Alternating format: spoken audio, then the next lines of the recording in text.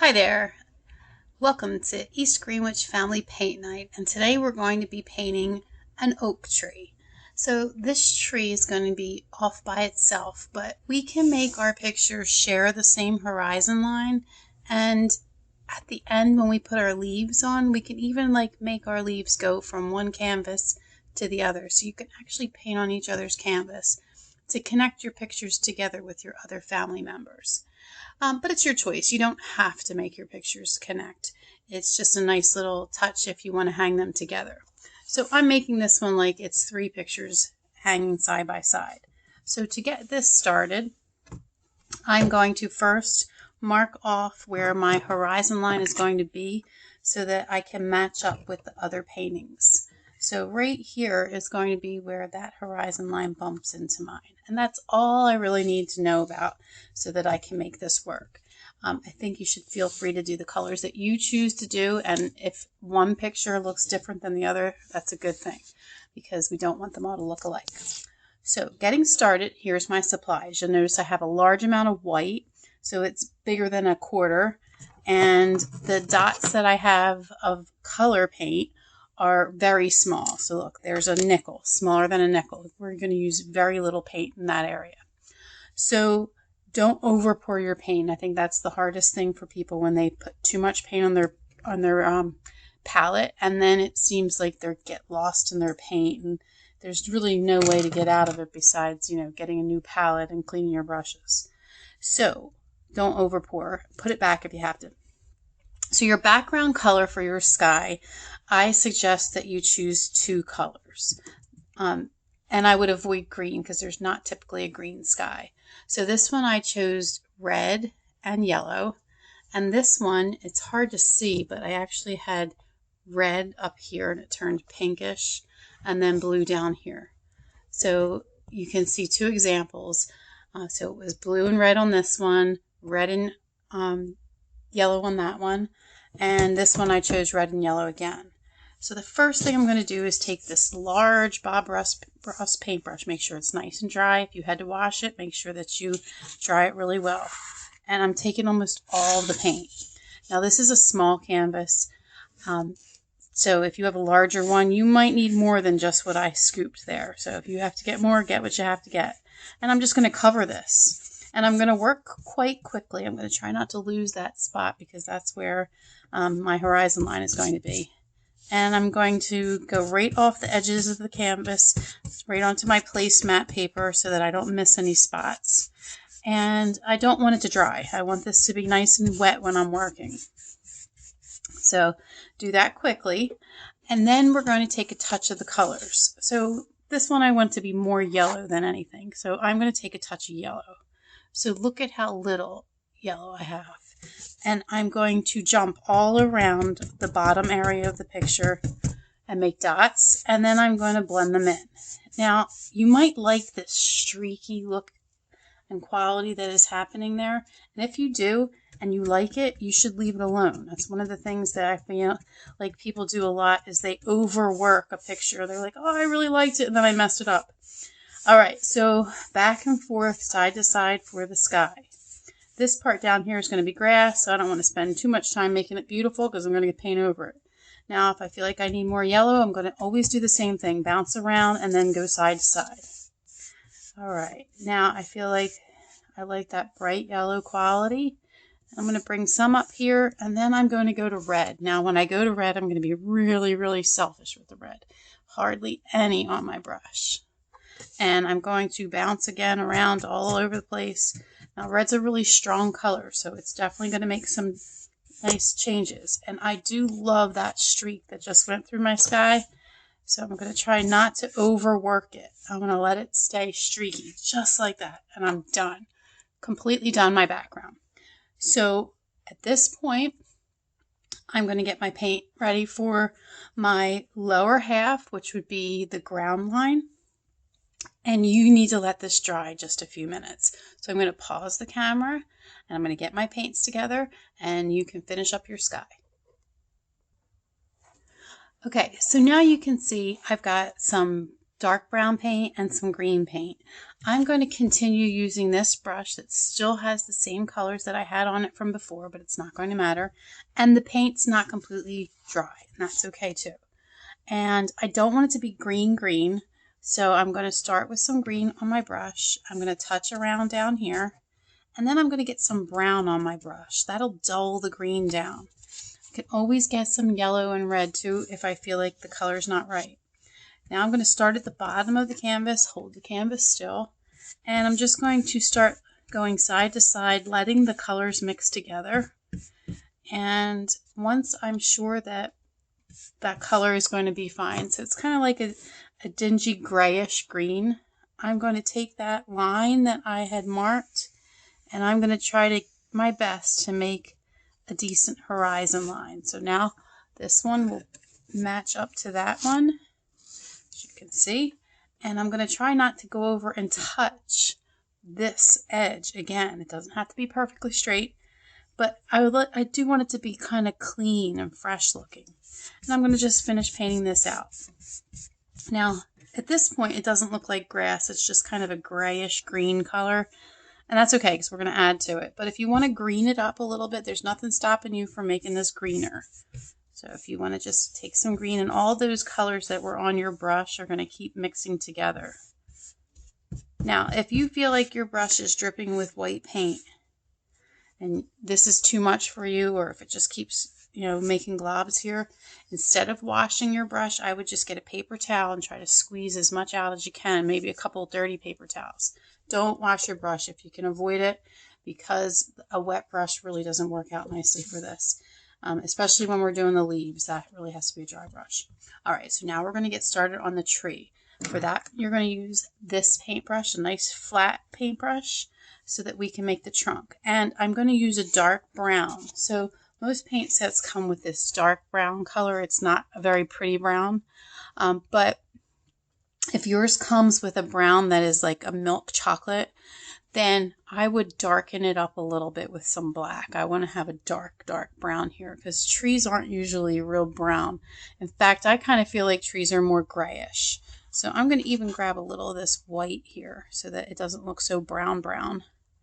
And I'm just going to grab this dark brown color, and I got a lot of it on my brush, and I'm going to paint a line. All right, I know that looks terrible, but it's the start of the tree trunk. So I'm going to make this about as thick as I want the tree trunk to look. So if I put my finger there, it's thicker than my finger, but I can still go thicker. So I'm going to make it about that thick, because I'm imagining now that my tree is going to come out and hit the sides of the paper. You could have made your picture tall too, so there's a choice for you. So these are all choices you have to think about. I do like watching the videos before I paint all the way through, so if that's what you're doing, I think that's a smart thing, especially if you're going live. I could be interrupted 100 times. Alright, so we've got this awful looking tree trunk, but I need to make my branches. So I'm going to use my hand for a second to spread out like this. So this is what I'm going to look for, branches that separate from one another, just like my fingers do. So the first thing I'm going to do is my letter Y shape. And it has like a big gap in the middle of it. Now, tree branches don't just go perfectly Y up. Sometimes they bend. So they might bend and go off. And I'm not going to worry about them looking pretty yet. I'm just trying to get the shape of it. It doesn't have to go off the edge of the paper. Even if I want the tree to go off the edge, that's going to be fine. So I've got my main trunk, some 2 branches coming off in this big area here. So again, my fingers, I could make 2 more in the middle. So I could go right here with another branch. Try not to make them wiggly, just kind of like crooked. All right, I've got enough room here for another one.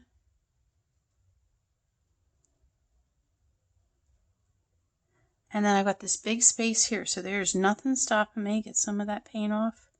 Move it over, and nothing stopping me from making another one right there. All right, looks like I'm ready to get serious about this tree. Now, because this paint is wet and we need to do a lot to it, while it's wet, we're just going to take this and we're going to make it so that it looks like a root went into the ground. So you have to imagine that a tree kind of looks a lot like it does above the ground, under the ground. It has a root system that's very large, just like the branches are large. Alright, so I'm not making it even here. I just kind of made it a little uneven, one longer on that side. Now this has to dry before we can put any more detail and darken up this color, because see the trees, branches, they look see-through. And I'm not going to worry too much about those branches up there because of how much leaves we'll put on the picture itself. So I'm going to switch over to this thin brush, and I'm going to start doing tree branches. The tree branches are always going to follow this same kind of pattern. I go up the branch and I go on one side, and I go out and up. And then I'm going to go up the tree branch onto the other side, out, and then up. And keep my paint fresh on my brush. Go up a little, this side, up a little, that side, up a little, this side. So you see I work my way up the tree branch, but I kind of, skip a space and move every time. Branches can hit branches, it's okay. This side, that side, this side, and that side. Now everything looks see-through because we've got wet paint on top of wet paint. So I recommend a hair dryer. At this point, if you blow dried your picture, it does make life a little bit easy. So you have that like dry paint to paint on top of, and the colors won't mix together so much. But it's okay to work with wet paint. Someone who works with oil paint like Bob Ross, there's so many more techniques that he can do with oil paint because it stays wet for a long, long time, where acrylic paint dries the same day. So you're limited. So sometimes when I watch those Bob Ross videos, I've got to think of how I would do that technique that he's doing with oil paints with my acrylic. So there's a lot to learn about oil and acrylic paints and what different things that they can do. Alright, so I'm just going up each tree branch, and now I feel like that tree has enough branches because I'm going to put so many leaves on top of it I don't need to worry about it. So I'm going to give this tree a minute to dry, and then I will go on to start getting the branches. So I'm going to pause the camera. I'm going to go get any paint that I need, and I'm going to get this to dry. So hold tight, and you should be doing the same thing. Okay, so I put the blow dryer on it, and it's not quite perfectly dry, but it's dry enough for me to go to the next step. So before I go any further, I am going to work a little bit in the grassy area down below. So I'm going to take my brush and I'm going to load it up with some green. Now you can see it's still dirty from the background, and I'm going to get the points of the brush, load it up with some green, and I'm just going to touch the brown again a little bit. So it's like now it's green and brown mixed on my brush.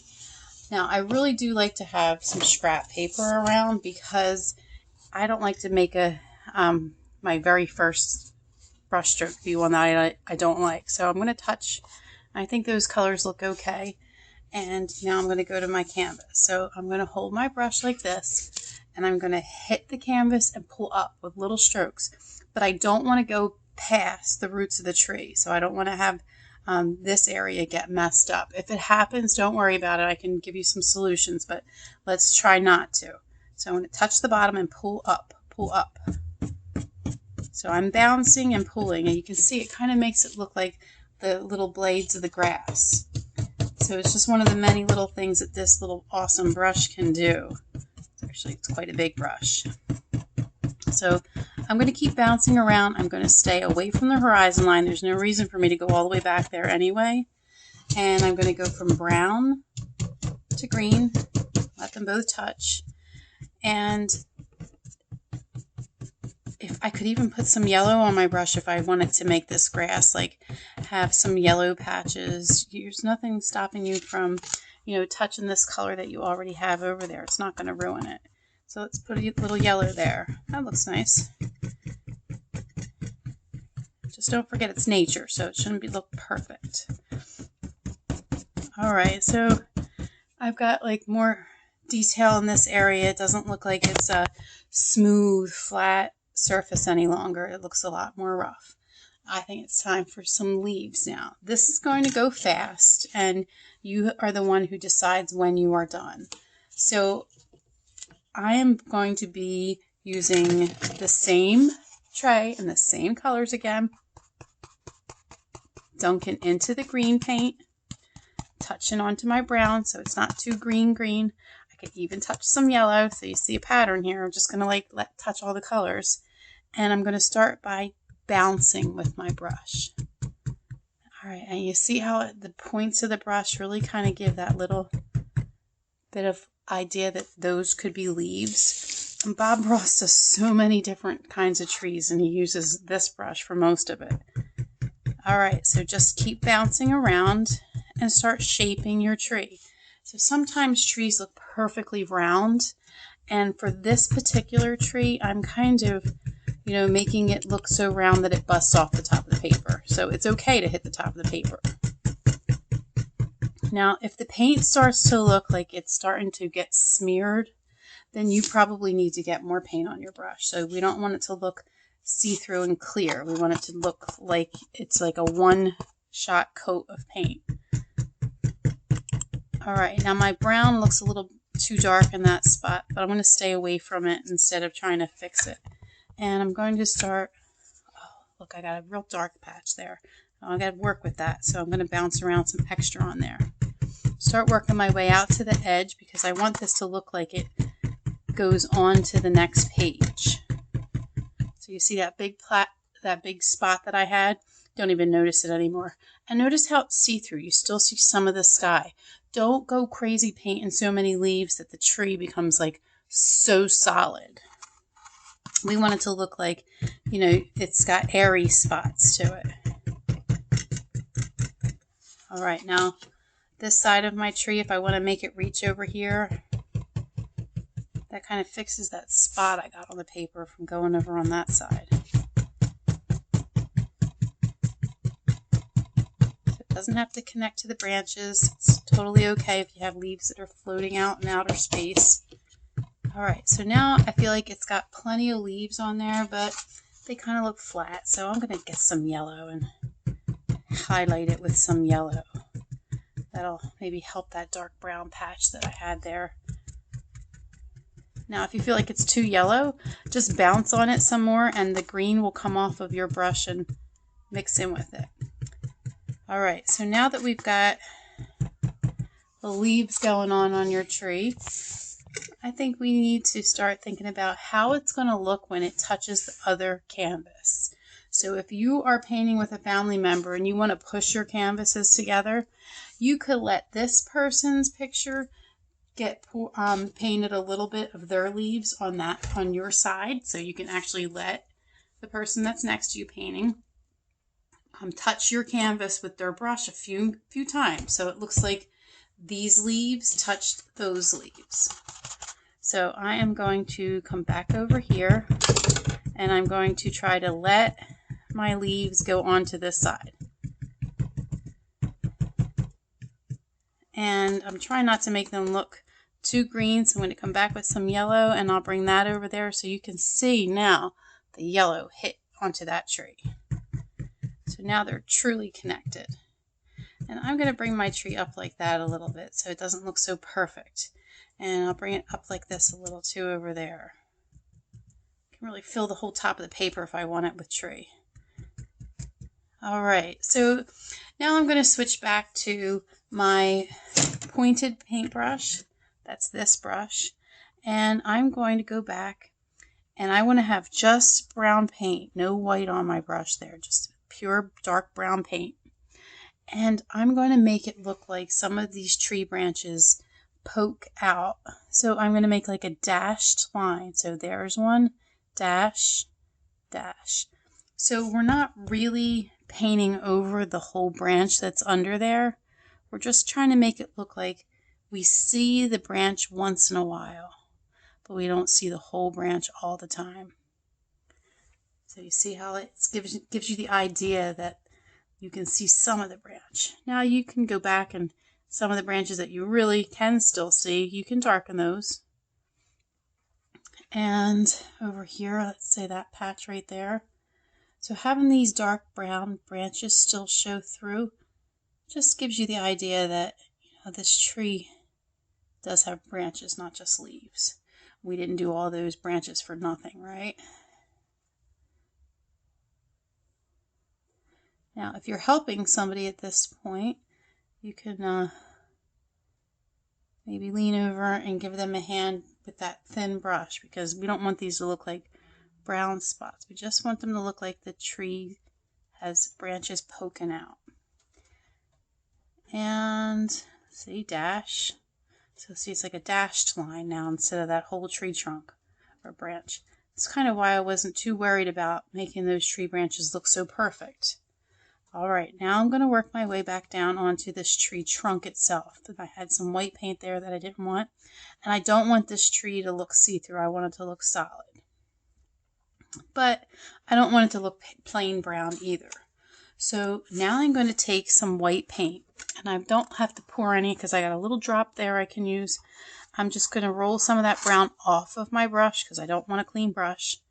And I'm going to take some of that white, and I'm going to put highlights. So we're going to have to pick which side we want the highlights and which side we want the shadow. So according to all the other trees, I put the highlight on the left side. So I'm going to come down some of these branches that I just painted, and on the left hand side, I'm going to give some whiteness.